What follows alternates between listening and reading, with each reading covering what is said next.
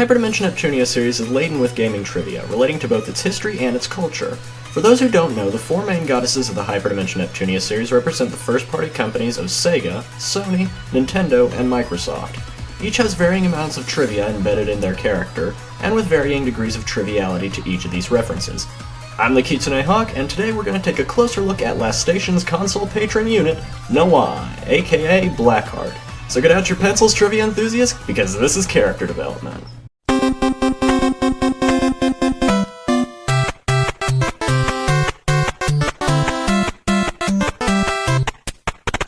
Noire boasts many references to Sony's first-party history, especially seeing as, well, you know, all the Hyperdimension Neptunia games happen to be on their systems. Perhaps the best place to start, aside from the fact that her name is the French word for black, is with her transformed state, Blackheart. In Victory, each of Blackheart's processor sets are a nod to different models of the PlayStations. Her default processor set, Stone Gray, is based on the uniquely gray PlayStation 1, and the second set, Night Blue, with its blue and black coloration, is based on the PlayStation 2. However, it's upon obtaining her third processor set that things get interesting. This set, named DX Silver, is based on the prototype PS3 that debuted at E3 2006, while the set after it, Piano Black, is based on the version that we know now. Also speaking of Victory, Noire's redesign shows clever references to the first PlayStation.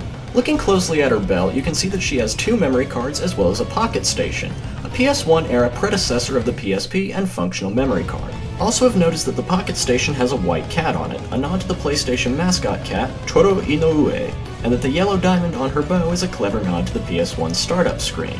On at least one occasion in each game, Noire states that either she, or the goddesses in general, only do everything, quoting one of the many slogans Sony used to advertise the PS3, "It only does everything." In the original's Blackheart blog, she also has a variation on the PS1 slogan, "Live in your world, play in ours." In fact, one could say that her popularity, both in and out of game industry, along with the more competitive personality she gains after transforming, are a nod to Sony's performance in the actual console wars. If you thought that Nepgear using Keiji Inafune as a weapon in Mach 2 was strange, in Victory, as part of an optional event, Noire can learn how to summon Masanobu Endo, the designer of games like the Tower of Druaga and Xevious, and not as a sword, but as a drill or a Nazca Condor? Of course, this all comes from the original Mach 2 in Victory. With an all-new PlayStation out on the market, remakes of the original and Mach 2 out on the Vita in Japan, and a spin-off that puts Noire in the protagonist's shoes, it's clear that there will be more depth and triviality with Last Station's black-haired goddess to come. When it all comes down to it, Noire is a good interpretation of Sony's console lineup, and it's easy to see why she's such a popular character, having a good deal of trivia behind her. And while some of it may not be as obvious as Blonde's, it's worthwhile to do research into, and can even be something of a nice little history lesson. Not like you wanted it or anything.